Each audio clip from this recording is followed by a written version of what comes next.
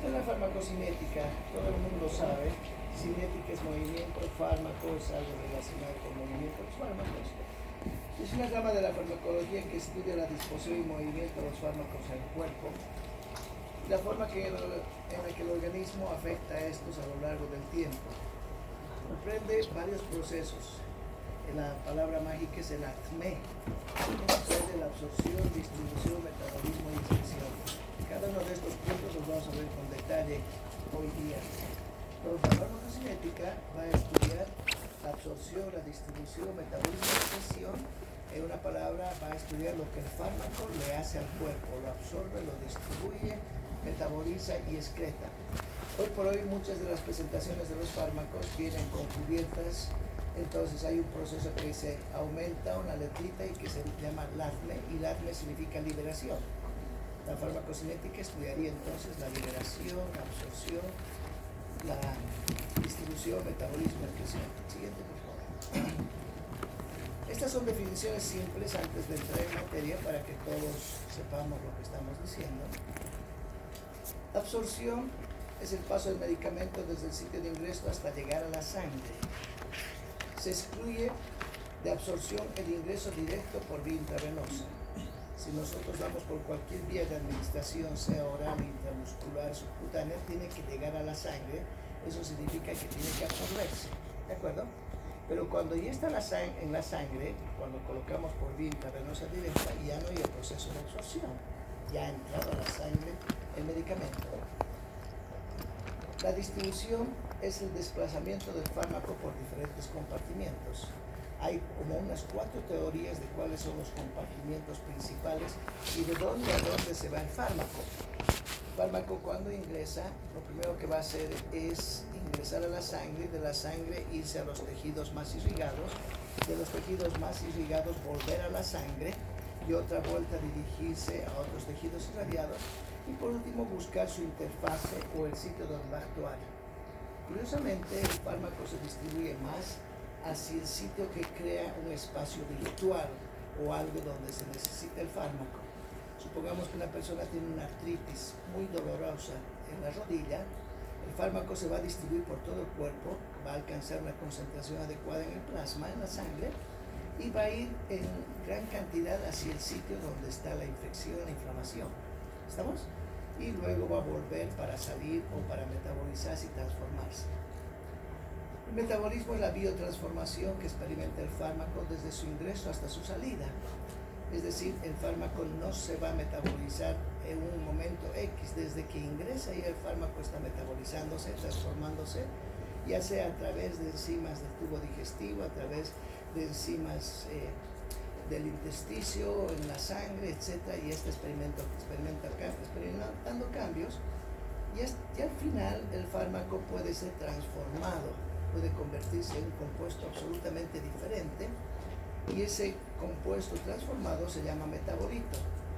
Hay algunos fármacos que crean metabolitos activos, es decir, que todavía tienen un efecto farmacológico, otros metabolitos tóxicos y también un porcentaje no muy grande no se transforman y se eliminan, ya sea por vía urinaria o lo que fuera, sin ningún cambio. Por último, dentro del ADME está la excreción o la eliminación del fármaco. Es la forma en la que sale del cuerpo y por las vías que sale. Habitualmente hay 2 vías grandes por las que sale, que es la vía biliar y la vía urinaria, las dos, y ahí dependerá también de cuánto llega a esos sitios, cómo ha llegado, si está transformado o no, si ha adquirido carga, etcétera, etcétera. Siguiente, por favor. Eso es simple. Ahora entramos un poquito en detalle. Entonces, la droga en su sitio de administración experimenta que hemos hecho el primer paso de la farmacocinética, absorción. Luego se dirige la droga está en el plasma y experimenta nuestro segundo paso que se llama ¿qué? Distribución. Inmediatamente este se distribuye y se redistribuye hasta que las drogas entren en la tercera, que es el metabolismo, y por último la eliminación. La droga es eliminada, etc. Siguiente. Hay algunas consideraciones básicas de la farmacocinética antes de entrar en cada rubro. Cuanto menor sea el peso molecular de la molécula farmacológica, más rápida será su absorción. Ustedes recuerdan, las proteínas tienen un peso molecular que las establece. ¿Cuál es el peso molecular para decir proteína? 8.000 daltons. Esas son moléculas muy grandes. Los fármacos a veces son de 100 daltons, de 150, de 200, de 300. Uno de 3.000 o más es muy difícil que se pueda tener una actividad mejor que otra que es una molécula más pequeñita. Entonces, cuanto menor peso molecular tenga, más rápida será su absorción, su difusión, su llegada a la interfase, etc. Experimentan recirculación enterohepática. Esto significa que van al intestino y del intestino vuelven al hígado. Las drogas que tienen un peso mayor a 300 daltons, entonces les cuesta más moverse, les cuesta más distribuirse. Cuanto más solubilidad tenga en lípidos, más rápida será su absorción. Aquí hay dos constantes, uno de la liposolubilidad y otro de la hidrosolubilidad. No se olviden que los fármacos tienen que atravesar membranas y mientras más lipídica sea la estructura o más fácil de atravesar, mejor será su difusión. Más liposoluble, mejor que puro hidrosoluble, y si es la mezcla de lipo y hidrosoluble, mucho mejor. Cuanto menos unido esté el fármaco a la proteína de transporte, o sea, más libre, habrá más concentración del fármaco en el plasma. Los fármacos, muchísimos de ellos, necesitan transportarse en el plasma y se transportan a través de la albúmina, que es la proteína más abundante, e inclusive cuando el fármaco llega a la célula, tiene un transportador, muchos de ellos, y algunos sistemas de transportador intracelular nos hacen muchas veces malas jugadas porque el fármaco llega a la célula en cuestión y una proteína de transporte intracelular expulsa al fármaco, lo saca, en vez de que el fármaco esté teniendo su acción a nivel molecular. ¿De acuerdo? Entonces hay que conocer que existen proteínas de transporte, no solamente plasmáticas como la albúmina, globulina, que van a trasladar al fármaco, se van a convertir en reservorios, sino que también intracelulares existen sistemas de transporte para los fármacos. La mayoría de las estructuras farmacológicas derivan de ácidos orgánicos, no cabe duda. Alguien, por ejemplo, si recuerda los AINES, ¿qué eran los AINES? Antiinflamatorios no esteroideos. El 95% de los AINES son ácidos orgánicos. ¿Alguien ha oído hablar del ibuprofeno? Sí. El ibuprofeno es derivado del ácido propiónico. ¿Alguien ha oído hablar de la aspirina? Sí. La aspirina es derivada del ácido ciálico, o digo, salicílico. ¿Estamos?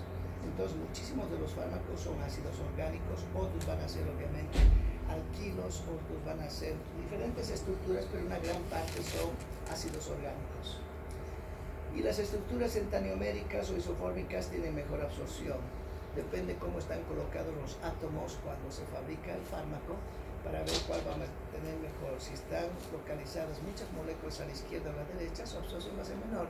Pero si son isos, son muy equilibradas y están casi todas en el centro, se va a absorber mejor. Siguiente. ¿Cuál es el objetivo de la farmacocinética? Tiene que tener algo todo este estudio. Luego que el fármaco se concentre de manera adecuada y estable en el plasma y en el sitio de acción. Nos interesan esos dos lugares, que haya buena concentración del medicamento en la sangre y que haya buena concentración en el sitio donde queremos ejercer una acción farmacológica. Supongamos que un medicamento tiene muy buena concentración en la sangre, pero en el sitio donde debería actuar, que es nuestro propósito, no llega en buena concentración. Entonces tenemos que ver por la farmacocinética cuál será el medicamento que mejor llegue a ese sitio que nos interesa. Por decir, un paciente tiene una prostatitis, es una inflamación de la próstata, y el medicamento en el plasma está en muy buena concentración, ha logrado niveles altos del fármaco en el plasma, pero a la próstata llega en muy poca cantidad, llega un 1 o 2%. Entonces tendremos que buscar un fármaco que sí pueda tener concentración en el plasma, que entre comillas no nos interesaría muchísimo en este caso, pero que en la próstata sí llegue a una concentración, llamemos arriba del 20-30%. ¿Me entienden? Entonces tenemos que jugar con eso, conociendo la farmacocinética del fármaco y decir este es el que mejor concentración tiene en el sitio que nos importa y por ende tiene concentración en el plasma. Un ratito. Entonces lograr que el fármaco se concentre de manera adecuada y estable en el plasma y en el sitio de acción por el tiempo necesario para su efecto deseado. Importa mucho entonces uno de los parámetros farmacocinéticos, que fíjense, ya no es el ATME, este parámetro farmacocinético que es la concentración. ¿Entienden? Vamos por favor. Aquí vemos una interrelación directa entre la farmacocinética y la farmacodinamia. Tiene la farmacocinética lo que el organismo le hace al fármaco y la farmacodinamia lo que el fármaco le hace al organismo. ¿Estamos? Y esta interrelación es imbricada, es decir, siempre está la misma. No significa que el fármaco primero tiene que ir por la farmacocinética y después por la farmacodinamia. No, ambos ocurren al mismo tiempo. Mientras una parte o una porción del fármaco está experimentando distribución, metabolismo, etc., la otra parte ya ha llegado al sitio de acción y está empezando a producir el efecto. ¿Me entienden? No son cosas separadas, no es primero esto, después esto, no. A tal punto es así que a veces la farmacología se empieza enseñando la farmacodinamia primero y luego la farmacocinética. Sin embargo, ambos puntos son muy, muy relacionados. Miremos qué está aquí al medio, ¿qué es eso? La concentración plasmática, que nos interesa, hemos dicho, para que logremos un efecto adecuado, que el fármaco esté en una adecuada concentración, ¿dónde? En el plasma. Y de esa concentración de plasma, que el fármaco llegue al sitio de acción para que se produzca el efecto farmacológico. Para que tenga una adecuada concentración, el fármaco entra por una dosis administrada, ya sea por vía oral, intravenosa, cualquier vía, llega al plasma, se concentra en el plasma, va a los tejidos a distribuirse, a los compartimientos, y luego una parte ya está depurándose y está metabolizando, eliminándose, y la otra parte ya ha llegado al sitio de acción y está teniendo el efecto. ¿Me comprenden? Ambas cosas son absolutamente interactuantes, juntas al mismo momento, no es una primera y después la otra, pero hay parámetros comunes entre ellos. Siguiente pregunta. Aquí otro ejemplo, el fármaco se ha absorbido, llega a la circulación general, muchas veces no está unido a proteína, esa no unión a proteína da el nombre al fármaco, lo vuelve un fármaco libre. Cuanto más libre esté el fármaco, más rápida va a ser su acción. He dicho que la proteína se convierte en un reservorio, en un depósito, y en algunos casos sí nos interesa que vaya liberándose poco a poco de la proteína, pero en otros casos no, porque puede haber competencia con otros grupos o puede el fármaco desplazar algunos productos que son transportados por la proteína albúmina. Por ejemplo, la proteína transporta casi en su estructura la albúmina más o menos al porcentaje de un 80-90% de la bilirrubina es transportada. Cuando viene un fármaco, de repente desplaza a la bilirrubina de su sitio de unión con la albúmina y el fármaco se coloca ahí adentro. ¿Estamos? Porque tiene la misma estructura capaz de competir o de llenarse en el área del dominio de la albúmina. Y ahí ocurre que la bilirrubina en la sangre ya no está unida a la proteína, sino está libre. Y esa bilirrubina libre empieza a depositarse en los tejidos, crea una ictericia y uno dice el medicamento le está haciendo daño, tiene una hepatitis farmacológica o alguna cosa, y no es así, simplemente que ha desplazado de su sitio de unión. ¿Me entienden? Cuando el fármaco se fija muchísimo a la proteína. Hay fármacos que tienen una fijación a proteína de un 99%, es decir, depende simplemente de su concentración un poquito más elevada versus el producto biológico propio nuestro para pelear por el sitio de unión. Si ese fármaco se concentra mucho en la proteína, seguro que va a desplazar estructuras que son llevadas por la albúmina habitualmente. ¿Estamos? Bien. Entonces el fármaco, después de la absorción, entra a la circulación y ahí tenemos el fármaco que está libre o el fármaco que está ligado a la proteína que recibe de un depósito. Luego el fármaco puede empezar a experimentar una biotransformación, inclusive antes de distribuirse. El fármaco se puede excretar y aquí hay sitios de acción donde el fármaco va a actuar en esos sitios y vuelve luego a la circulación, va a los depósitos y ahí está ligado a las proteínas de los depósitos de los fármacos o está libre. Por ejemplo, los estrógenos, ¿han oído hablar de los estrógenos? Los estrógenos, particularmente el estradiol, cuando ingresa al cuerpo y le damos en concentraciones altas a una paciente, tiene unos depósitos naturales y el estrógeno se deposita en el tejido adiposo. Damos mucho estrógeno a ese paciente, tiene muchos depósitos en el tejido adiposo. Y a lo largo del tiempo, esos depósitos que han almacenado, entre comillas, al fármaco, pueden ir liberándolo. ¿De acuerdo? Bien. Siguiente. Empezamos con el primer grupo o la primera parte de la farmacocinética y habíamos dicho que era la absorción de los fármacos. Y hasta este momento podemos decir que es absorción porque nos va a interesar la absorción, etc. Pero hay varias cosas que son interesantes. ¿Siguiente? Esta parte aquí no la mire, por favor, solamente vamos a ver esta parte. ¿Qué es la absorción de los fármacos? Es el proceso por el cual la molécula farmacológica, no se olviden que el fármaco fuera cual fuese, al revés se dice, sea cual fuese, el fármaco sea cual fuese su origen, ya sea animal, vegetal, mineral, sintético, lo que fuera, se transforma en una molécula farmacológica. Y lo que a nosotros nos interesa es la molécula farmacológica que va a interaccionar con la molécula biológica. Los fármacos tienen que actuar con algo, pero para eso tienen que volverse moléculas farmacológicas, ¿de acuerdo? Y en esa molécula farmacológica está implícita el principio activo o el fármaco fundamental para tener una acción. Entonces, la absorción, proceso por el cual la molécula farmacológica llega a sus células blanco. Las células blancas se llaman targets, llega a sus lugares de acción o targets, no solamente célula blanco, sino lugar de acción, que obviamente atravesando membranas es afectado por factores físicos, químicos, fisiológicos, y al final de todo la farmacocinética vamos a ver qué factores son los que más modifican la absorción o los diferentes procesos. Bien, es afectado, dice, por factores físico-químicos, fisiológicos.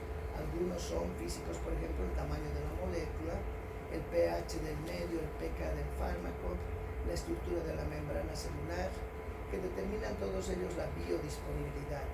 Este término también es farmacocinético, pero fíjese, no está en el ADME. El ADME era absorción, distribución, etc. Y la biodisponibilidad es la cantidad real de fármaco que ha llegado a la sangre después de sufrir el proceso que se llama ¿qué? Absorción. Cuando un medicamento tiene mayor biodisponibilidad que el otro, es mejor, es más útil. Si el fármaco tiene una biodisponibilidad de un 90-95% versus uno que tiene un 5%, toda la vida vamos a preferir el que tenga mayor biodisponibilidad, es decir, el que ha logrado el mayor porcentaje de su concentración de llegar al plasma. ¿De acuerdo? ¿Estamos o no? Bien, siguiente por favor. Hay un término que se llama fracción de absorción, es decir, qué cantidad de fármaco verdaderamente se está absorbiendo, y tiene algunos puntos interesantes. ¿De qué depende la fracción de absorción? De las características físicas del fármaco, como liposolubilidad, grado de ionización, peso molecular, etc. De las características del preparado farmacéutico. El preparado farmacéutico hoy por hoy, desde ahora lo van a llamar ustedes la formulación, cómo se ha preparado ese fármaco, cómo está viniendo, qué excipiente está utilizando, qué vehículo, etc. De la forma de administración, píldora, gel, solución, etc.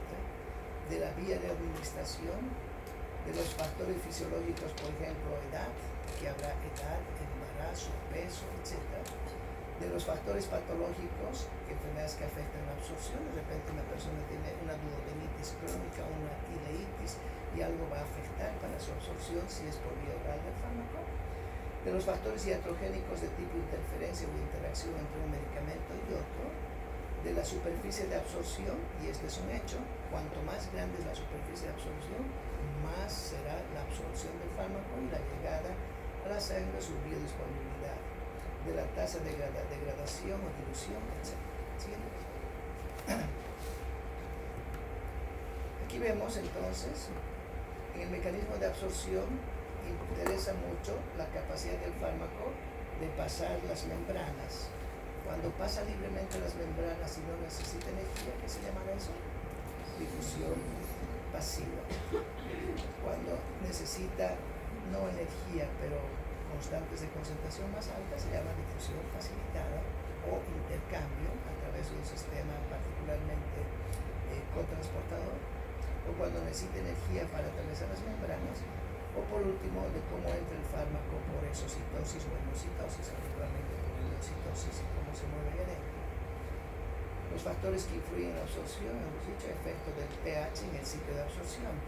No se olviden que todos nuestros lugares anatómicos, no todos, pero muchos de ellos, tienen diferentes pHs, diferentes concentraciones de hidrógenos, y sus pHs de diferentes áreas varían desde un pH ácido hasta un pH muy alcalino, dependiendo de la concentración de hidrógeno, y eso va a alterar un poco si el fármaco particularmente viene ionizado o el fármaco tiene que absorberse a determinado pH, o el fármaco es muy ácido o muy básico, débil en su sentido de constitución.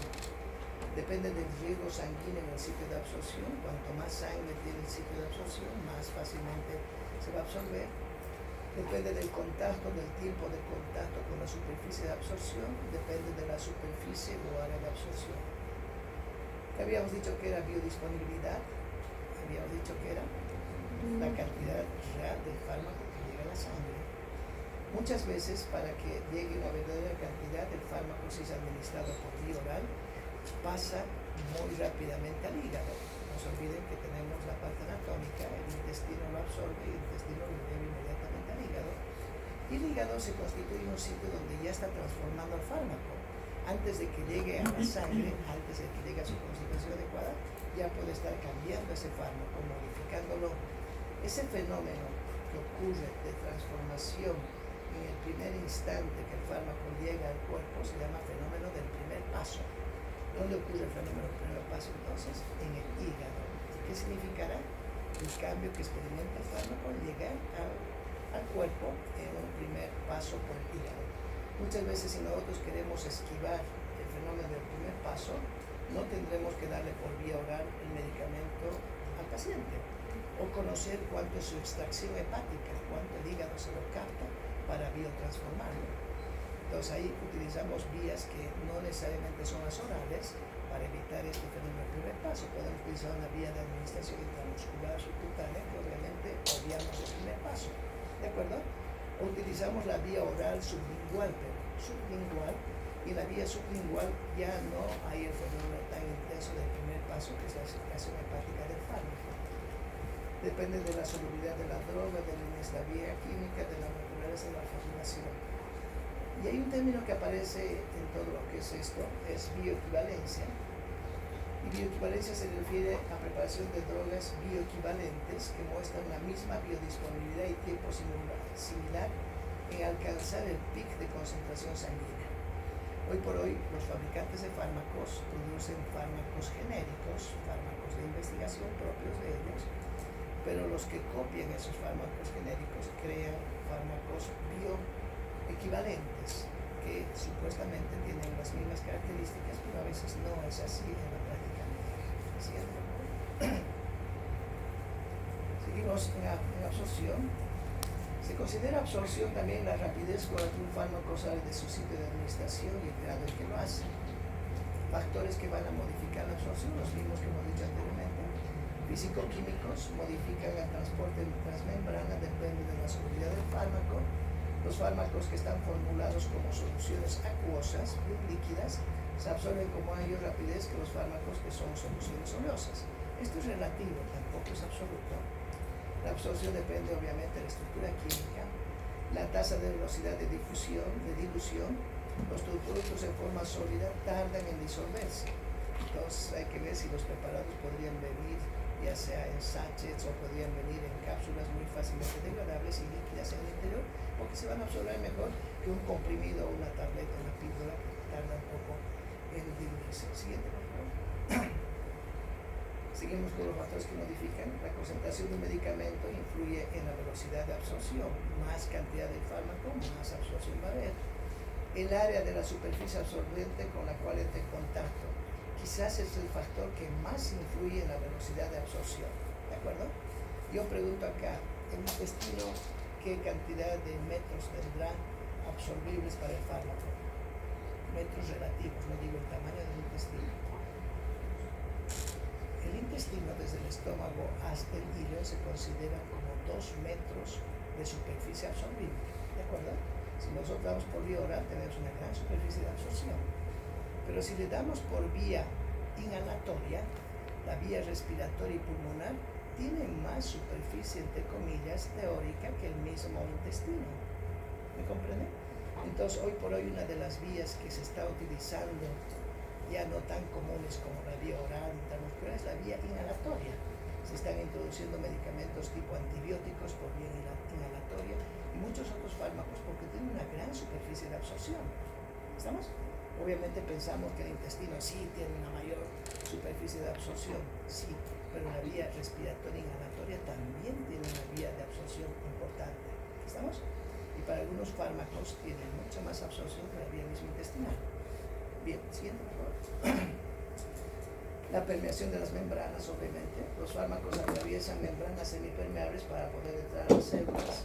Los diferentes procesos, habíamos dicho filtración, difusión pasiva, activos, etc. Siguiente. Otro punto que implica algunas variables en la absorción es el estado de ionización o constante ionización.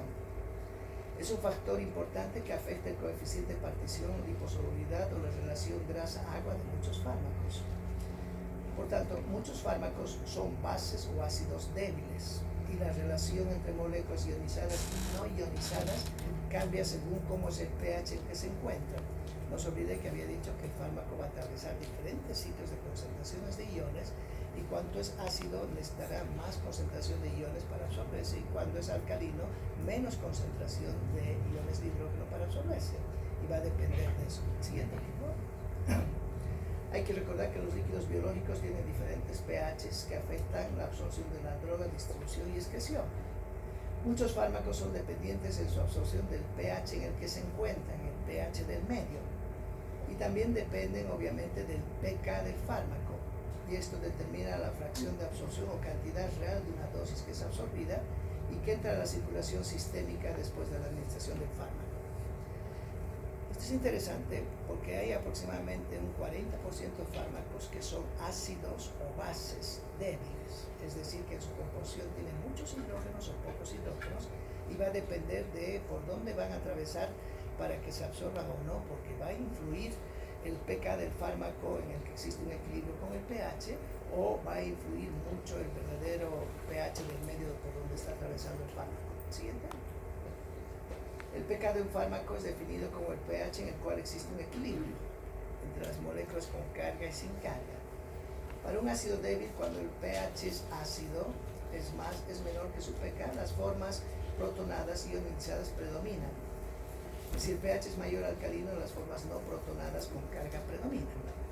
Para una base débil existe absolutamente lo diferente. Siguiente, por favor.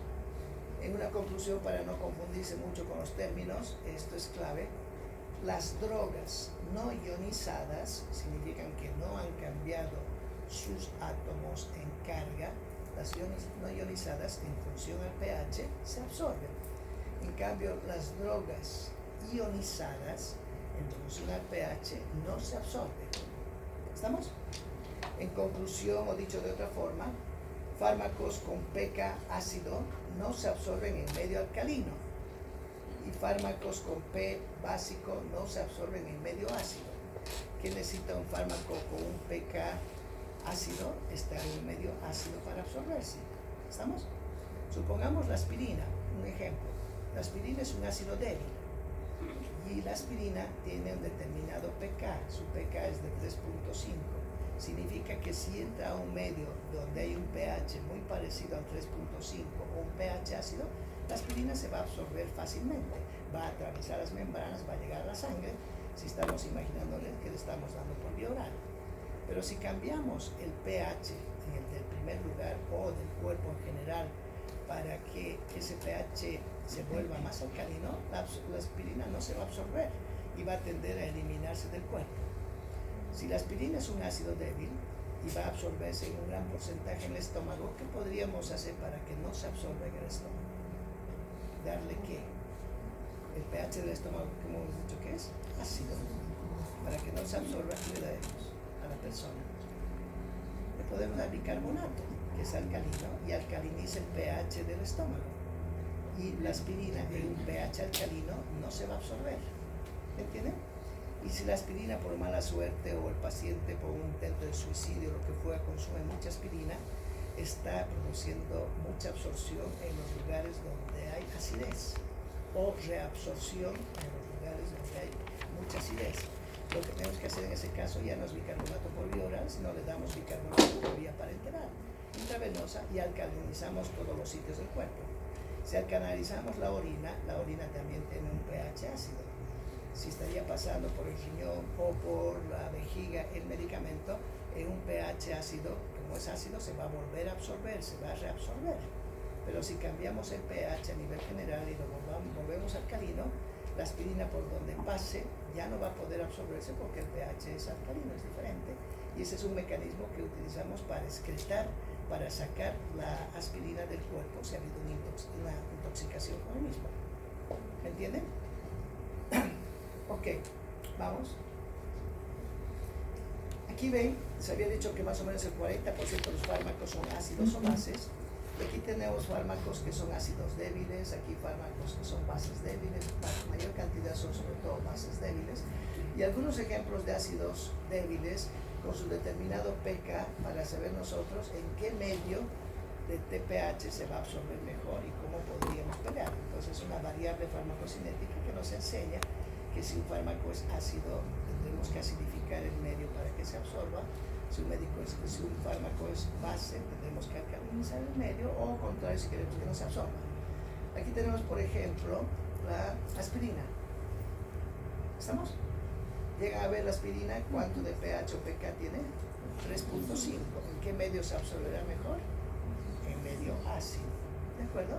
Seguimos viendo otro medicamento que se va a utilizar, el fenobarbital, que se utiliza sobre todo para epilepsia. Tiene 7.4. ¿Dónde se absorberá mejor? En alcalino. ¿De acuerdo? Otro medicamento que tenemos, la metildopa, un antihipertensivo antiguo que tiene 22, y así sucesivamente. Cada uno de los fármacos que ustedes vayan a manejar, que conozcan que son sus medicamentos personales o qué, tienen que de alguna manera saber si es un ácido o una base. Vuelvo a decir, 40% de los fármacos son ácidos o bases, no todos son ácidos o bases. Y aquí tenemos algunos fármacos básicos, por ejemplo, el alopurinol, que es un medicamento que se va a utilizar para los pacientes que tienen gota o exceso de ácido úrico y hiperuricemia, y tiene un pK de 9.4 que va hasta 12.3, y así sucesivamente. ¿De acuerdo? Siguiente, por favor. Algunos coeficientes farmacocinéticos, la partición lípido-agua, coeficiente de difusión, coeficiente de permeabilidad. Esto es todo teórico para ver cuánto atraviesa una membrana. Siguiente. Factores que afectan la absorción gastrointestinal. Vamos a dar muchos fármacos por vía oral. Una de las vías más utilizadas por el paciente es la vía oral. Y alguien me dirá, ¿por qué la vía oral es utilizada por el paciente? ¿Por qué? Porque él no necesita de otra persona para que le dé el medicamento, es la primera razón. ¿Estamos? ¿Me entienden o no? Porque si le daríamos por vía intravenosa o vía subcutánea o intramuscular, necesita que otra persona le coloque. Y el paciente a veces no tiene esa posibilidad, y cuando puede ser por vía oral, el mismo paciente puede administrarse el fármaco. Entonces vamos a utilizar, y es preferible casi siempre utilizar la vía oral más que las otras vías, salvo que sean situaciones de urgencia y que queremos que el fármaco esté más rápidamente en la sangre. La motilidad gastrointestinal va a tener una influencia en la absorción. Disminuye la absorción gastrointestinal en algunas situaciones. La migraña, la neuropatía diabética alteran la motilidad gastrointestinal, e inclusive la diarrea o procesos de estreñimiento podrían alterarnos un poco su movimiento intestinal y disminuir la absorción. El flujo sanguíneo es plásmico. Cuanto más sangre llegue a esta zona, mejor. En la hipovolemia la absorción es más lenta. El paciente que ha tenido un shock hemorrágico, ha perdido sangre, su absorción va a ser mucho más lenta. El tamaño del fármaco y su formulación, diferente concentración plasmática por diferente formulación. Los factores químicos, físico-químicos, estado del fármaco, el intestino, el pH, y ahí tenemos algunos medicamentos que van a depender o van a interactuar en esos para modificar su absorción. Por ejemplo, la tetraciclina, que es un antibiótico, no deberíamos juntar a nivel del intestino donde se va a absorber con el calcio. ¿Qué fuentes de calcio naturales tendremos? alguien que me diga. La leche, el queso, el yogur son fuentes naturales de calcio. Cuando uno le indica a un paciente tetraciclina, tendrá que decirle que no tome con leche, ¿de acuerdo? Porque va a impedir su absorción. Lo mismo la colestiramina con los ácidos biliares, etcétera, etcétera. Siguiente, por favor. El fenómeno del primer paso, ya habíamos dicho, el fármaco se está dando por vía oral, pasa inmediatamente al hígado, el hígado extrae una cantidad de fármaco y luego lo devuelve el resto al cuerpo. ¿De acuerdo? Siguiente, por favor. Segundo punto de la farmacocinética, ¿cuál será? La distribución. Hemos visto absorción y ahora vemos distribución. Siguiente punto. Hemos dicho que era la distribución, el desplazamiento del fármaco por diferentes compartimentos. En el cuerpo existen varios sitios donde hay agua y se distinguen 4 compartimentos donde el agua se va a localizar. Fíjense dónde hay más agua entre todos los compartimentos. El agua mayor abundante, ¿dónde está? Intracelular, más o menos 35%, pero hay agua en el plasma, hay agua en el intersticio, hay agua transcelular y el más importante en cuanto a agua es el intracelular y el fármaco va a ir a distribuirse a los sitios acuosos o compartimentos. Luego así se forman compartimentos virtuales en función a un proceso que está ocurriendo en ese sitio. El equilibrio depende de qué para ir a los compartimentos, de la permeabilidad o la capacidad para cruzar las barreras membranosas, de la unión dentro de compartimentos a proteínas o no que lo van a transportar, de la participación del pH del medio y pH de la célula, de la participación del coeficiente grasa-agua. Siguiente. La distribución, habíamos dicho, el desplazamiento, la llegada a diferentes sitios, tiene varias fases. Una se llama fase inicial y otra se llama fase secundaria. La fase inicial depende del gasto cardíaco y el flujo sanguíneo total. El corazón, hígado, riñones y otros órganos son altamente perfundidos, son los que más sangre ocupan, mayor distribución de sangre tienen y reciben obviamente la mayoría de la droga inicialmente. ¿Estamos? ¿Cuánto será la cantidad de perfusión sanguínea que tiene el hígado por minuto? ¿Cuánto de sangre llega al hígado por minuto? ¿Cuánto de sangre llega al riñón por minuto? Esa es fisiología pura. ¿Cuánto de sangre llega al cerebro por minuto? Eso tiene que resolverlo, encontrarlo, puedo decirles yo fácilmente, pero órganos más perfundidos, mayor acopio del fármaco que tiene en ese sitio. El músculo y el hueso tendrán más perfusión de sangre que el riñón y el hígado. No, por lo tanto los fármacos difícilmente llegan a esos sitios, ¿me entienden? Pero al hígado, al riñón, al cerebro, que son órganos perfundidos, al corazón va a llegar mucha mayor cantidad. Esa es la fase inicial. Depende de qué entonces la distribución de la cantidad de sangre que reciban esos tejidos u órganos. La fase secundaria es la redistribución a los tejidos con mayor masa pero con menos flujo sanguíneo. Y los fármacos ya no les importan los que están bien irrigados, sino se van a los que son más grandes, por así decirlo. Y depende del volumen aparente de distribución, que es una variable farmacocinética. Es el espacio virtual en el cual se distribuye el fármaco. Siguiente, por favor. Aquí tenemos algunas distribuciones. Fíjense de lo que tenemos de las células endoteliales y el hígado, de la estructura de los capilares en el cerebro, de la permeabilidad de los capilares a nivel cerebral. Y ahí se ve el movimiento cómo va a ser. Esto está en inglés y ustedes van a leerlo más fácilmente. Siguiente. Los compartimentos principales, hemos dicho plasma, líquido intersticial, intracelular, líquido transcelular, la grasa también tiene un 20%, es un compartimento importante. El volumen de distribución se define como el volumen de plasma que contendría todo el fármaco del organismo a una concentración igual al del plasma, por lo tanto no es tan real, ¿de acuerdo?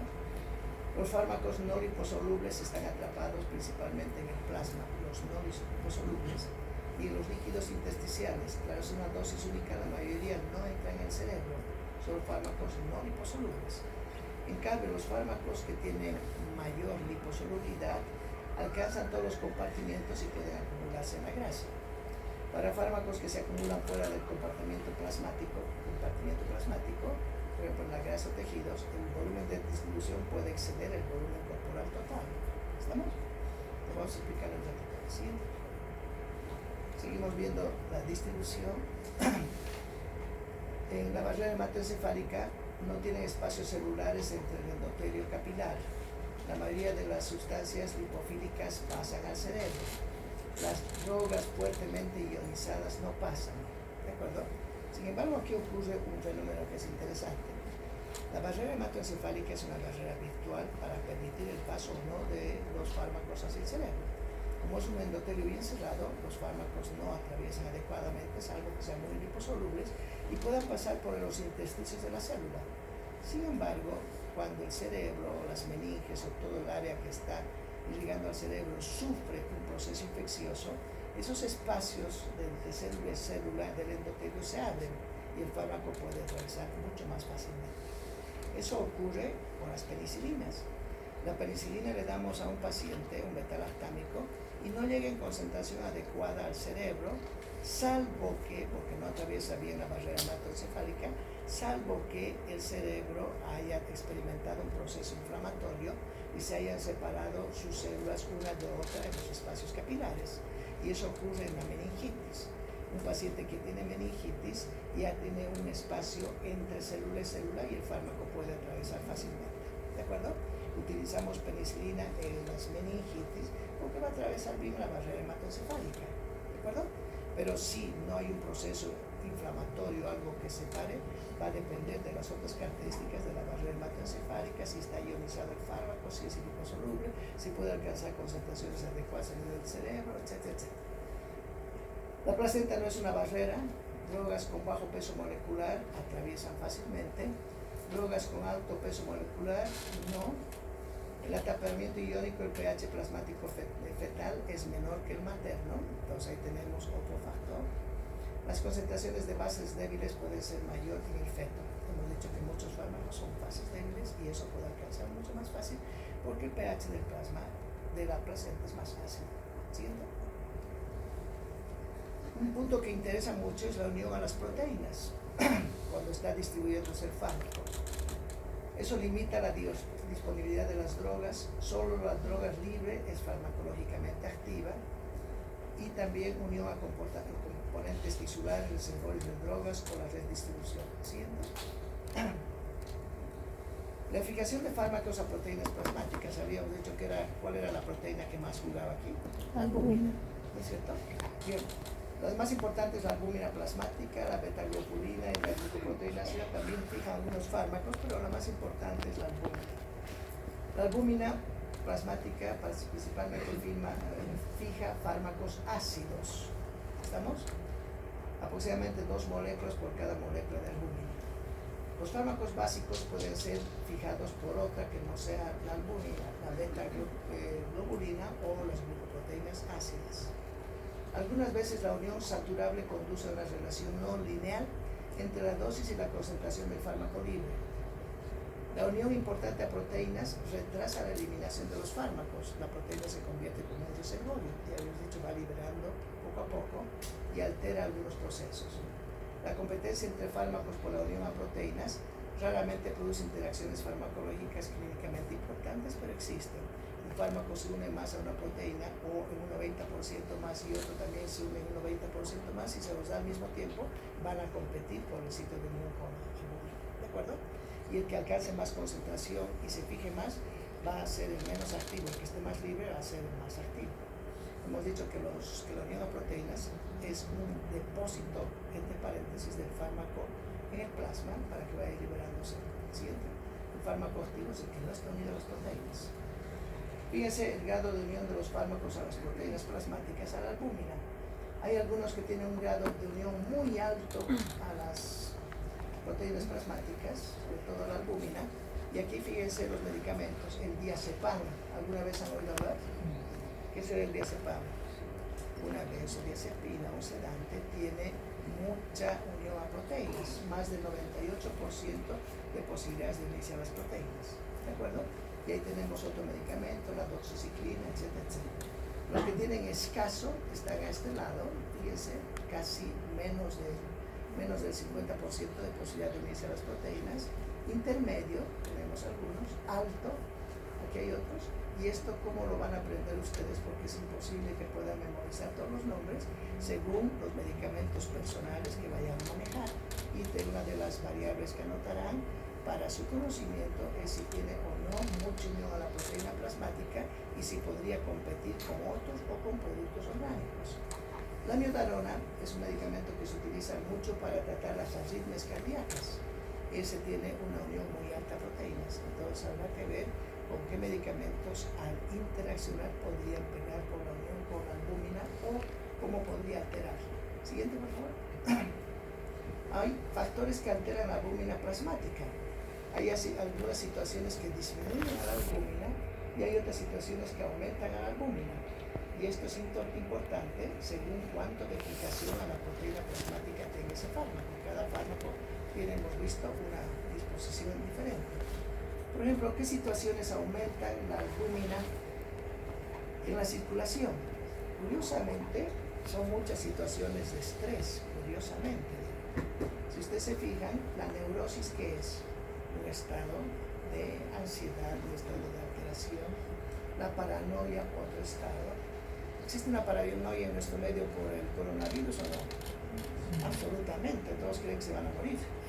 ¿Estamos? La psicosis, algunos tumores benignos, la esquizofrenia, el ejercicio, el hipotiroidismo, todos esos aumentan ¿qué? La albúmina. Los que disminuyen son generalmente enfermedades hepáticas, enfermedades